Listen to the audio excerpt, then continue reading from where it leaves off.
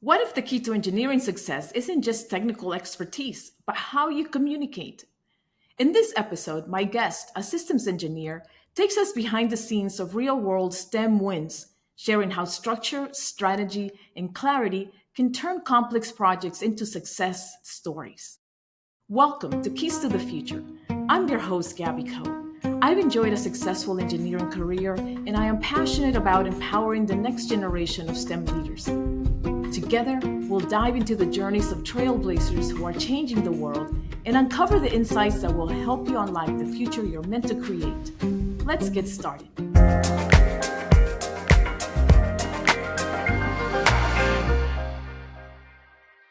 My guest today is a seasoned systems engineer known for his ability to navigate the technical, cost, and schedule complexities of large scale, software intensive projects. With a strong focus on systems engineering, he brings a unique perspective on how to communicate complex engineering ideals in practical, impactful ways. He's passionate about building strong teams, promoting career growth, and ensuring that meeting project deadlines doesn't come at the expense of life work balance. His commitment to proactive processes, knowledge reuse, and continuous learning makes him a powerful voice in the engineering community. He holds a Bachelor of Science in Computer Science from the University of Kentucky and a Master of Science in Computer Science from Purdue University. Please welcome Alan Adams. Alan, thank you so much for sharing your journey with the Keys to the Future community. My pleasure. I am so excited to be here, and I can't wait to chat. Well, let's get started then. So, you and I have worked together for quite a while, some time ago, and I'm familiar with some of your work. But I am excited for you to share a little bit of your career in systems engineering, and specifically, what's a professional achievement you're especially proud of in your systems engineering work with our audience. Yeah, great. So first of all, as you mentioned, I think the first time we quote met each other was somewhere around 20 years ago, kind of in a similar situation like this, kind of remote. I live in the Southern California area. As you mentioned, I have my degrees are in computer science. I wanted to live where it was warm most of the year, so I ended up here in Southern California. You've been on the East Coast, and we've had the pleasure to work on a couple projects together. And so it's been great, and it's actually great to see you because in the past, when we worked in our environment, you couldn't usually see each other on the phone. In terms of my system engineering background, so it turns out that I got my bachelor's degree unbelievably 42 years ago, and my master's degree 40 years ago. As a matter of fact, this is I think it's exactly 40 years ago that I moved out here to Southern California. And the fact that I got into system engineering is really happenstance. And so I'm going to get to my specific accomplishment here in a second, but let me just quickly kind of run through how in the world I made it into system engineering. So I wanted to live where it was warm most of the year. So I ended up working at the Aerospace Corporation in El Segundo, California. So that's how I moved to California. And if people aren't familiar with the Aerospace Corporation, they do a lot of oversight, helping the Air Force, and now it's called the Space Force for their activities at the Air Force Base in El Segundo. I was there for about 4 years. I got to see it from the customer side in terms of reviewing documentation and requirements and all that kind of fun stuff. After 4 years of that, I had computer science degrees. I wanted to do something. So that's how I ended up at a company called TRW that at 15, 20 years later got bought by Northrop Grumman. And how I got into system engineering is a happenstance conversation that I had for 15 minutes with a program manager at the time. Well, again, I come to TRW. I do software for a couple years. I'm the type of person that likes to do and learn new things every 3 years or so. The program reached a transition point. I said, hey, I'd really like to get into management. The program manager at the time said, well, okay, you can be a manager, but you have to manage also the software that you were developing. Did that for a couple more years. The program transitioned, and I went to the current program manager and I said, hey, I've had all this management responsibility, not like I was a super whiz or anything, but I had been doing it for a while. And I said, hey, I wanted to be a program manager. Do you have any advice? And in that conversation, he said, in the 70s, 80s, and mid 90s, in terms of program managers, a lot of them came from the system engineering community. And so his advice was to get involved with that. So a job opening over in Carson, Dominguez Hills, came up for a system engineering and test manager job, and I applied for it and I got the job. And then pretty much for the next 25 years, I was doing system engineering management. The different topics, the first one was exo-atmospheric kill vehicle, interceptor intercepting another one. The next one was Army Battle Command System command and control. What's kind of fun about looking back at my 30 to 40 years is all these things. So the whole purpose of that program was this thing called the internet was coming about and web-based technologies. The Army had a series of stovepipes. They wanted to use the web-based technologies to communicate, and we helped them figure that out. So one of the things that we talked about maybe in a separate future podcast is career success and failures. When actually I became a program manager, I was the second of 9 on this one particular program, and then I ended up moving off. And that's when we first met on the FCS NMS contract. I actually did a little bit of system engineering for the first time, even though I had kind of managed it for a while on there. I became an IPT lead, and then that program kind of came to an end again. There was a lot of challenges with that one. I worked on a proposal for something called ground combat vehicle, and I called my friend Gabby Code and said, "Hey, can you come help with this proposal?" And she did. And then we had the pleasure of managing a system engineering team together on that program, which was really great. It was probably the most fun that I've had in my career when I look back in terms of working with, because again, I'm a people person. And so it was great working with you. The guy that we worked for was a really level-headed guy to work for. We were teamed with BAE Systems. Once we convinced them that we knew what we were doing, that was a good situation. Unfortunately, that came to an end because, again, the purpose of that was to build a tank that could withstand IED explosives. And that thing was a monster in terms of weight, and it was just going to be really too hard to build. So that was kind of the last time you and I had, for the most part, worked together. And so then really I scrambled. I ended up working on the Global Hawk program, which was in Rancho Bernardo. I worked there for a while. So that's actually my favorite assignment that I had. So I'm finally going to get back to answering your question. So, well, one observation is if I had just been doing software development and a coder, I probably would have worked on, I don't know, 2 or 3 programs over my career. But when I transitioned to system engineering, in addition to the programs having to change for a variety of reasons, I got exposed to all sorts of things that I never would have been exposed to. And so the reason that the Global Hawk is it turns out that, again, the way the Global Hawk works, it's an unmanned air vehicle that flies around. It can be anywhere in the world. Landing and takeoff and landing equipment that's necessary for it has to be transported around the world. The Air Force had some money that they wanted to spend before they lost it because of the budget cycle. So Northrop said, "Hey, we'll spend that money for you. We're going to install this equipment up in Palmdale." So it turns out that in Palmdale, California is where we build the Global Hawk. And then it turns out at Robins Air Force Base in Georgia is where they're going to do the long-term maintenance of those. So I not only helped coordinate that, but I got to write the requirements documents for the facilities. I got to learn about electricity and grounding. I got to learn about HVAC and keeping equipment cold.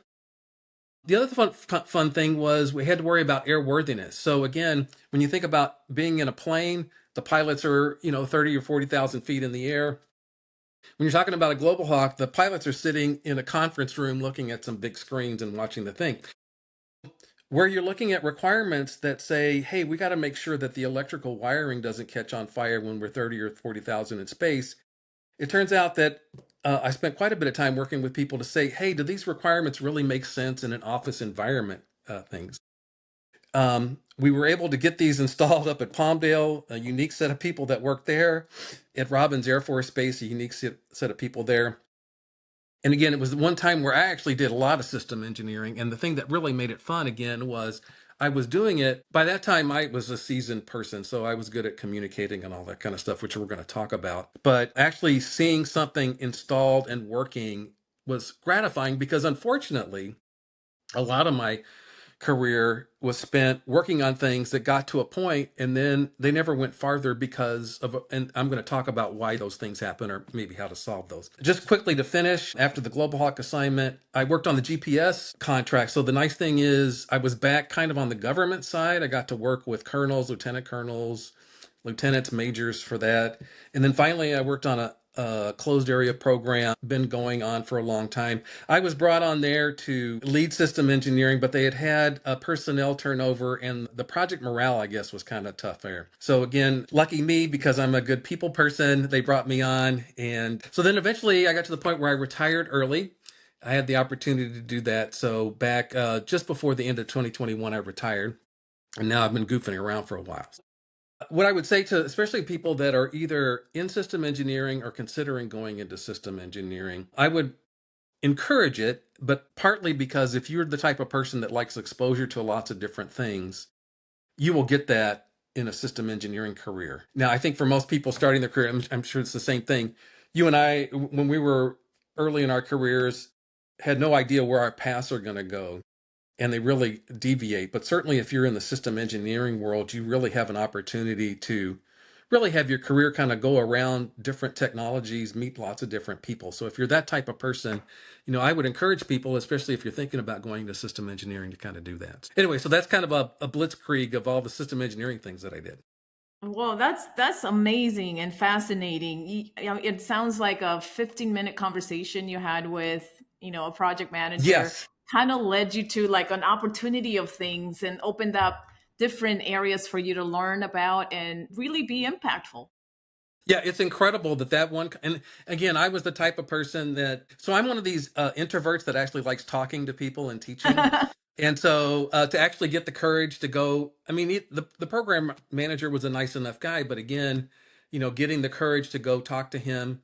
And then, like you said, I mean, it's amazing that 15-minute conversation really changed my career. So it's amazing. So again, if you're starting early in your career, you just never know what might happen that causes your career path to change. Absolutely. And your primary focus has been on teamwork and team building and career enhancement and learning. Can you share how this has been a key component of building successful systems? So one of the things, in addition to me really enjoying teaching, is I like learning. As a matter of fact, when I retired after 32 years at Northrop, I had over 400 training records. And some of those training records, again, are your annual security training and the types of stuff that you have, but quite a bit of it was unique. And so um, I'm just going to share here a few things that I learned that I think would be helpful not only for system engineering, but just career growth. So when I first became a manager, TRW was good about not only teaching you how to do cost and schedule, but also how to work with people. I liked that so much that I tried to get a formal training class put together. I couldn't quite because of all the red tape, but I put together my own brown bag and I had training classes about that for people that wanted to learn how to do that. In addition, when I was first a manager, I learned that you can't make everybody happy. And so I actually took at UCLA Extension, I took a class on how to work with difficult people. And not that people in general are difficult, but just the strategies for that. And the reason I'm bringing that up is, again, when you're thinking about working in system engineering, you're working on challenging programs. If it's a new program, there's a lot of uncertainty, what's going on. You're working with people with all sorts of disciplines. They have different perspectives. And so one of the things that you need to be able to do is really communicate with people. The other one that I really would encourage people to get was this thing called professional negotiation skills. So we actually had somebody come in and teach us that.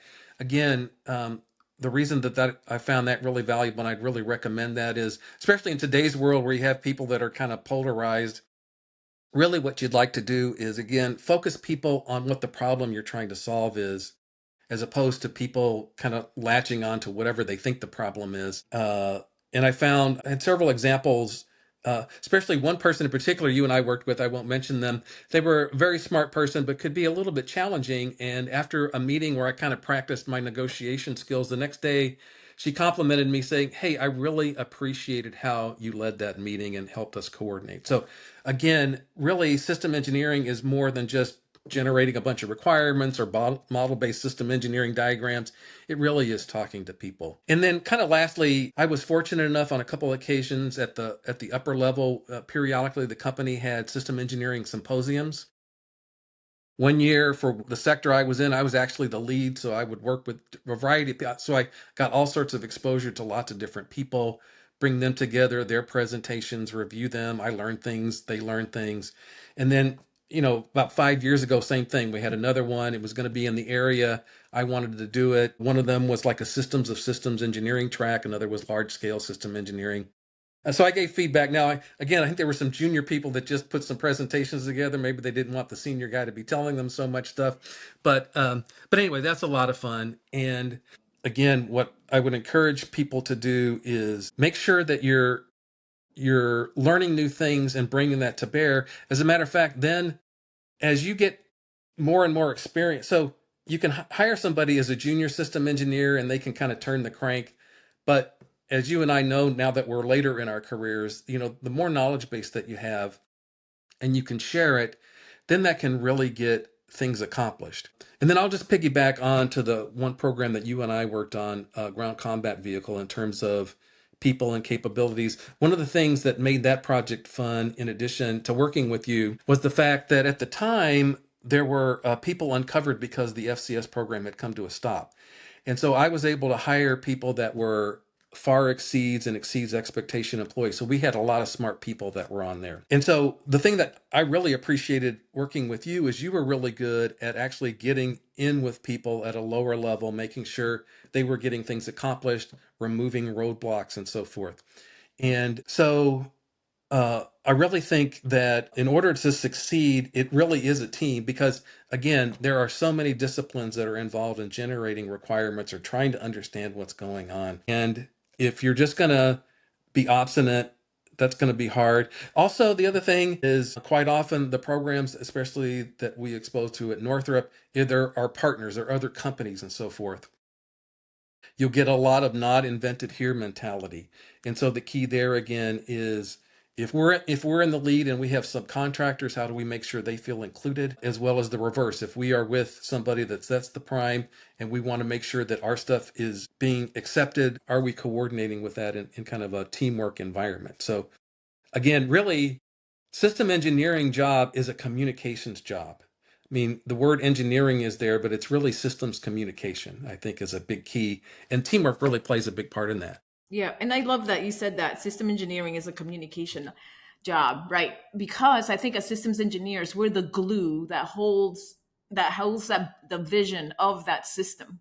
And so Exactly. we need to bring everyone that is needs to be involved, the different disciplines as you mentioned, and be able to communicate with one another, be able to absorb their perspective and also share our perspectives with them so that then we can come to a conclusion to move forward, right? Exactly. I also love that you said brown bag to share your knowledge. Brown bag, that was the term that we used in the day for lunch and learn, right? Now it's a lunch and Exactly. learn. You basically bring your lunch and you're hearing somebody sharing what they've done and then share their experiences. And that is so powerful, I think, because it's a grassroots level.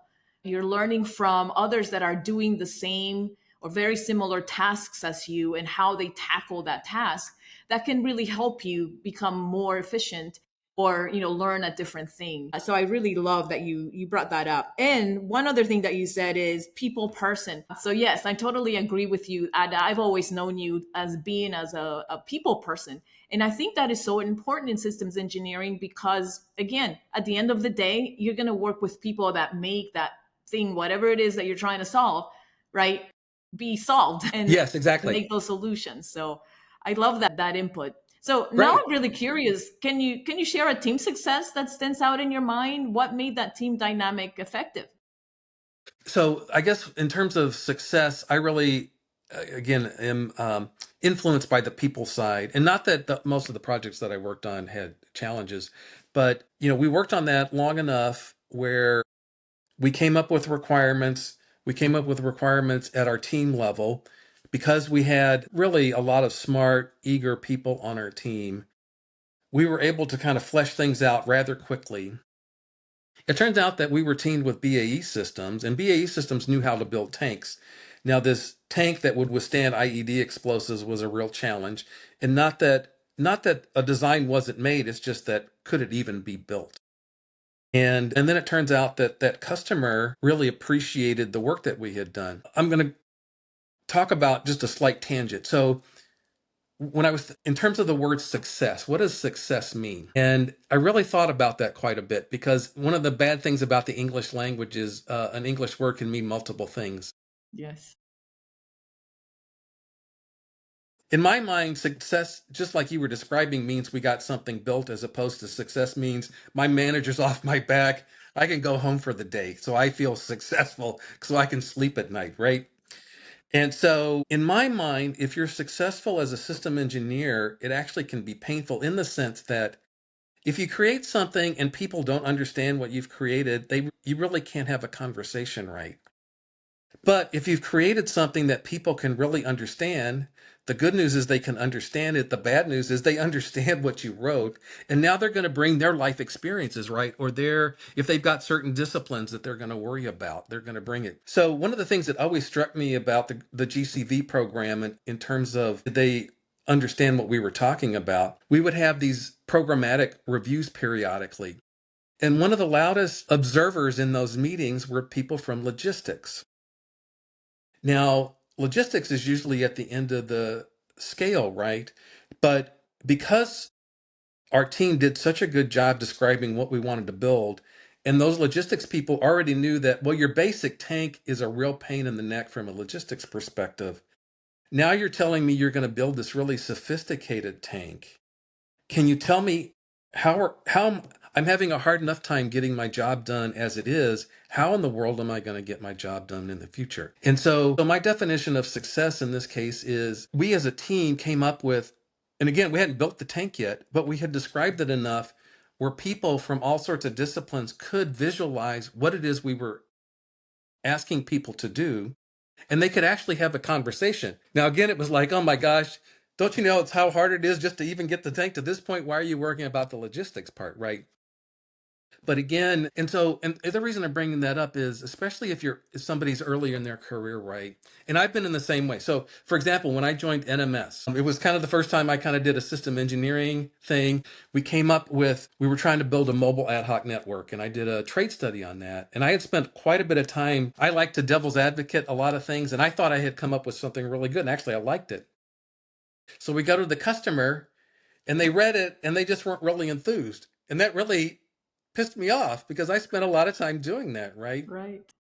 And I eventually was able to use that as a discussion point with whatever. But I guess the point I'm bringing up is if you've done a successful job such that people can comment against the work that you've done, actually you should take it as a badge of honor if people are actually able to converse with you what you've done, as opposed to, hey, I spent all this time and now people are it isn't a ridicule, it's an ability to have a conversation. And so again, that's kind of why I really think that our team, because lots of good things happen there, we could actually have lots of good conversations. And so that's why I consider that a success. Yeah, absolutely. Again, communicating the vision and what we were like looking where we needed to be at the end of that program. And then communicating that vision, it really means that and people understand it.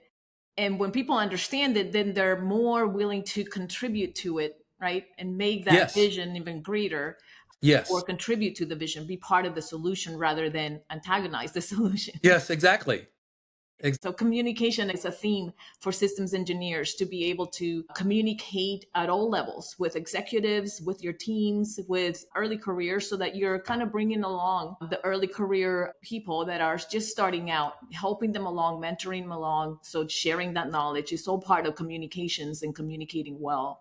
So, looking back, what strategies or practices consistently contributed to successful outcomes in the projects? And I think I'm going to hear you say something around communication as well, but I'm really curious about the other So, practices. well, this is also more from me from a more of a leadership perspective, but also for system engineering is really, again, empowering people to do their job. So that one way to do that is remove roadblocks.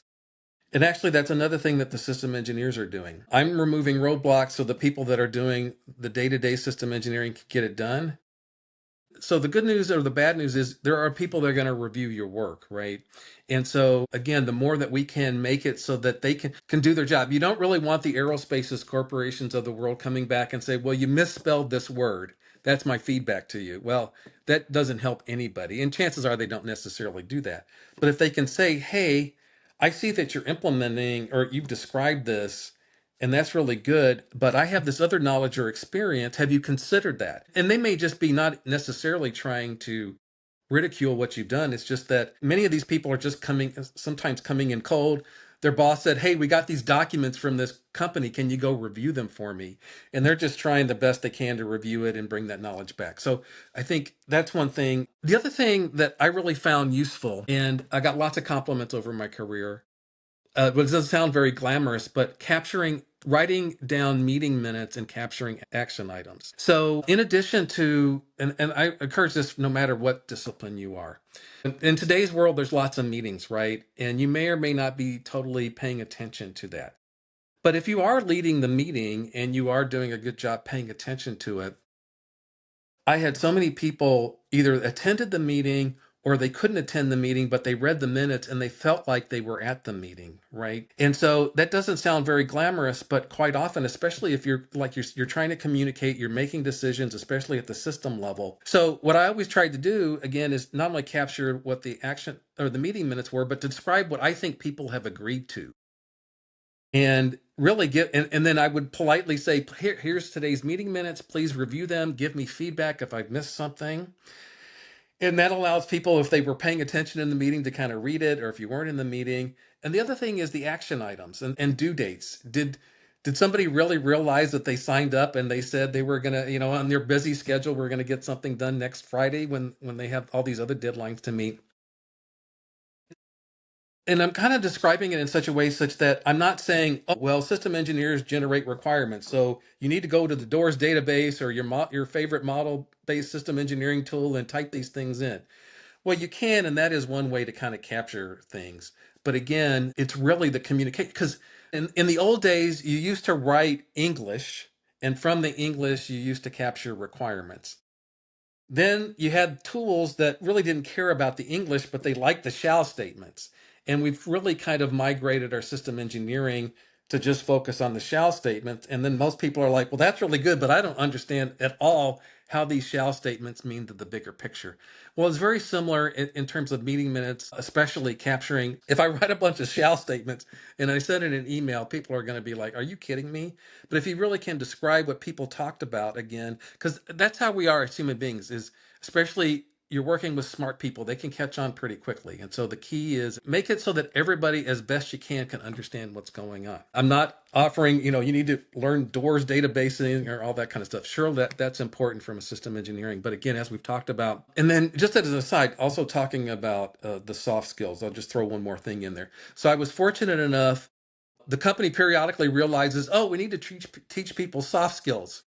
And so I put together a workshop and actually was able to go some different sites in the company. One was on communication. Mm-hmm. Uh, and not, it's either verbal, it's written, it's body language. I mean, that's what's kind of nice about the fact that you and I can see each other now is like, you're like, what are you talking about? I mean, you can kind of see, right? And so just talking about how people communicate and whether they hear or not. And then the other thing, that I put together was on environment change and change. And so I worked at the company 32 years. I don't know how many times the company reorganized itself. And so I put together a class that talks about not only are you dealing change with your program, and if you're in system engineering, you just have to assume that things are going to change around you. It has nothing to do with your intelligence or the work that you did. It's like we've talked about, if you've put something out there, you are asking people to help you make it better.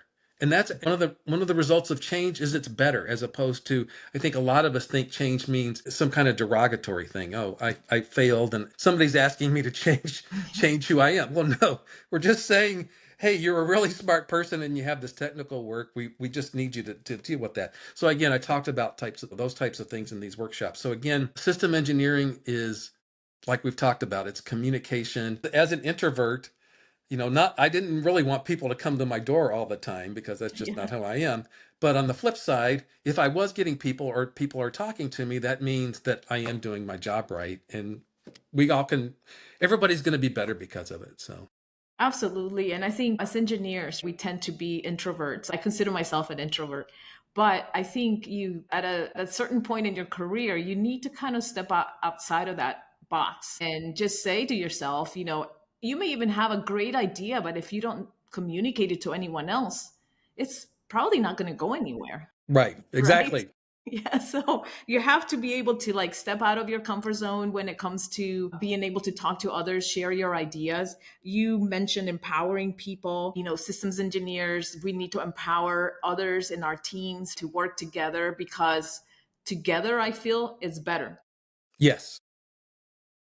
One single engineer is not going to figure out the whole solution.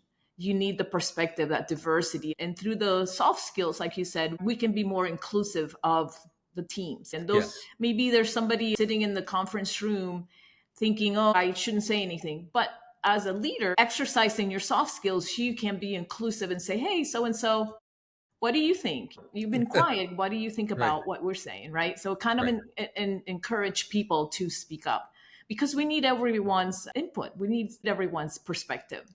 So just to piggyback on that, if you are in some type of leadership position and you walk into the room and you see those people in the back, they're very bright people. Chances are their behavior is telling you they're probably more introverted than not. Just like you said, is if you're leading the meeting, make sure those people, if they're especially if they're kind of bashful and not really want to, encourage them to speak up, and help get them out of their shell. So yeah, that's great observation as well. Absolutely, absolutely. So you kind of alluded to this a little bit ago, but I'm really curious in terms of a little bit more in depth. How do you define success in systems engineering, especially when it comes to translating those complex ideas into something actionable? How do you define being successful in that area? So I've had this belief that I never really implemented or got a chance to implement. So there's something called technology readiness levels, something called TRLs. And just for people's information, there's also something similar I learned that has to do with manufacturing readiness levels. And I'm going to answer the success question here in a second. So technology, and I'd encourage people to go look it up. There's levels 1 up to 9. 1 means it's something that's just in its infancy. It's probably an idea in somebody's head. You're probably not going to see a product like that anytime soon.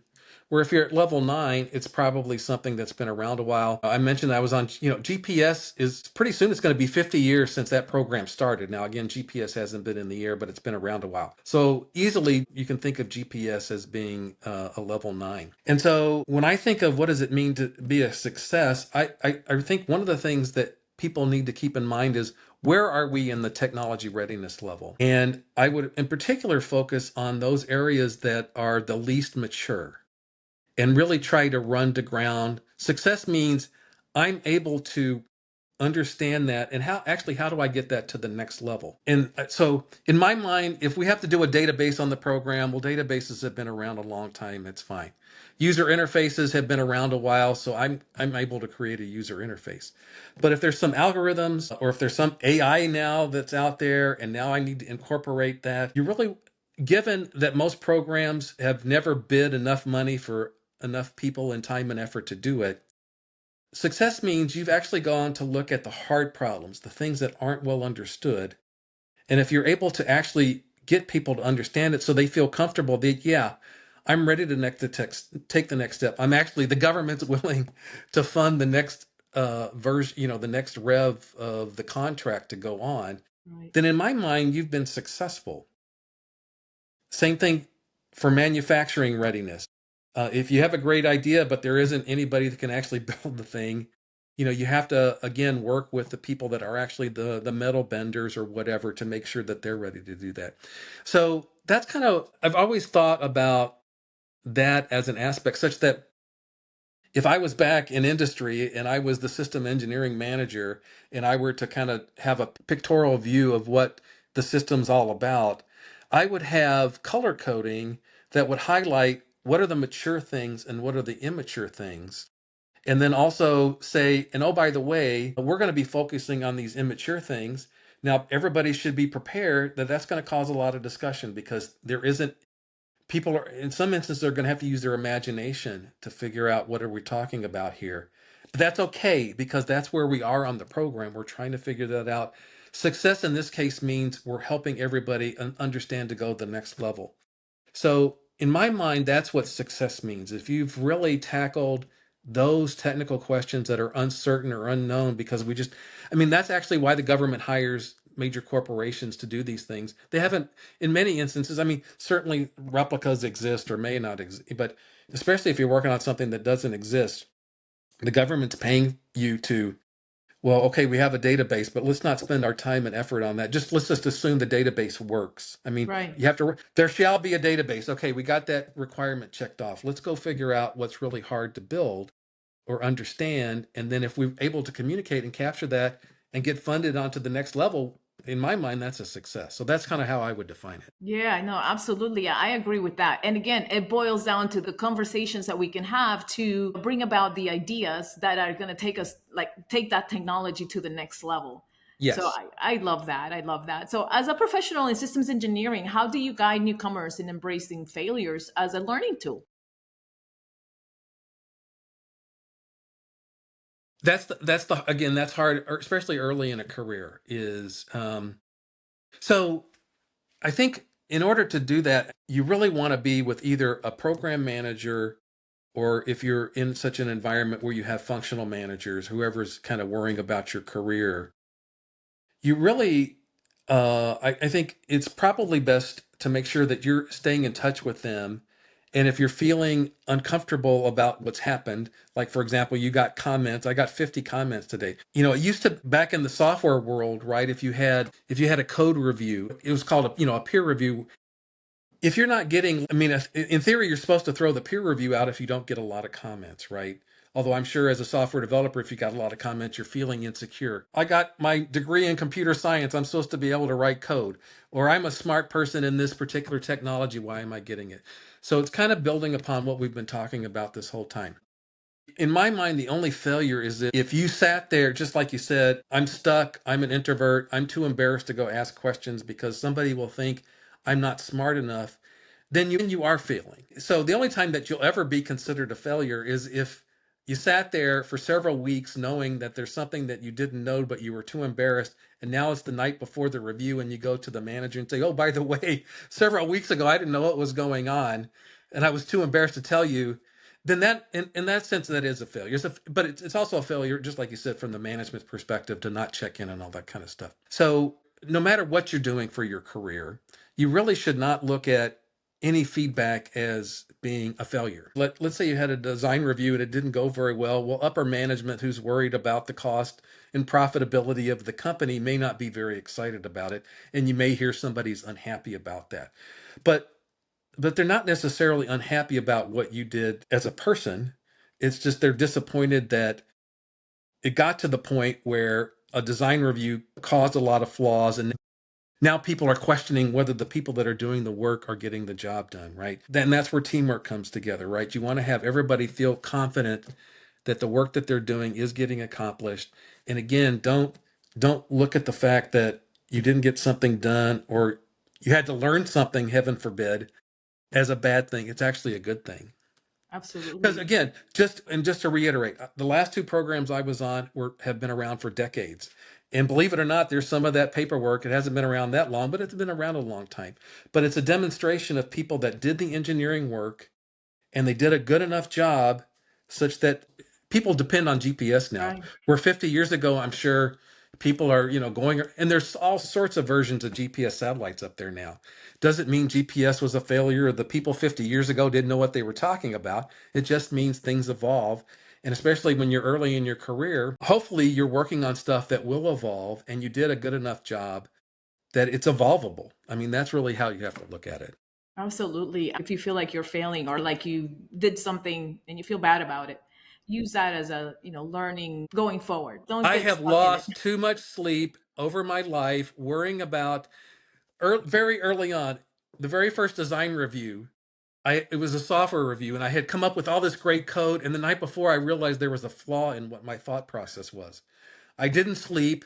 I went into work the next day. I told my manager about it, and he goes, "Well, when you get to that slide, just kind of mention that you've come up with some new idea that we'll be talking about in the future." And that Right. was it. And Yeah. I lost all that sleep because for no reason. So Right. again, same thing. So So just even to for the make best, I mean, even later in my career, I lost sleep for no, just ridiculous reasons. So right. please, if you're Exactly. losing sleep, it's not worth it. Right. Talk it through with somebody. Exactly. What advice would you give to, those young engineers facing setbacks in the projects. And you kind of alluded to it a little bit, but anything else comes to mind? Well, I guess the only thing that popped into my head is again, we've been talking about from the project perspective. I just sprinkle in a little bit more from a career perspective. And having been in functional management quite a while, um, you know, feel free to go talk to your functional manager. Hopefully you've got, I mean, one of my proud things, let me pat myself on the back. People several times said, "Hey, you're one of the few managers that listen to people," right? And quite often when I hear that, it's because they're feeling insecure, and just like you said, there's something in their mind that's causing them a setback, right? I would, just like we've talked about, go talk to somebody, whether it's a manager, get a mentor. One of the things that, hindsight, I should have had more mentors. I could figure it out on my own. There's some times where I wish in hindsight that I'd had a mentor. But in addition, when you think about, is it a setback? Is it a setback because there's some new knowledge that you need to go get or more experience? I mean, most people that are working in our industry are well educated. They have a lot of good integrity. Otherwise, they wouldn't be able to get the security clearances that are needed and so forth. My experience is 99% of the people are very capable of doing that. And so again, if you're feeling like I'm getting a setback, and that's why I was sprinkling in the functional manager is, and they're supposed to be worrying about your career, is talk about in your mind is the setback that you're worrying about, and then come up with a plan of how to go address that so that it's no longer a setback, because there are so many bridges you're going to cross over your life, and sometimes you're going to get halfway across the bridge and you're like, oh wow, this bridge isn't as stable as I'd like. I need to go back. I need to strengthen that bridge. Maybe it's just education or whatever. Again, think about what's causing you to not want to go across that bridge. How do you improve it, and so that you can confidently go across? So again, go out to resources. If you feel like you can't, go to HR. I mean, again, if you really feel like you can't talk to people, go to HR, and that's another resource. But again, feel confident in yourself, because the fact that you got a degree, the company hired you, you're able to accomplish things. The company does not want to see you leave. It's very expensive to see you leave. They want you to be successful. So look at it that way. I would, highly encourage everybody to look at it that way. Absolutely. Alan, thank you so much for sharing your insights with the Keys to the Future community. Okay, my pleasure. This has been really fun. I appreciate it. And it was great to see you again, Gabby. Great to see you too. And that's a wrap for today's episode. To stay ahead in your STEM journey, follow Keys to the Future on Spotify, Apple Podcasts, Instagram, and Facebook for the latest insights, tips, and inspiration to help you thrive in your career.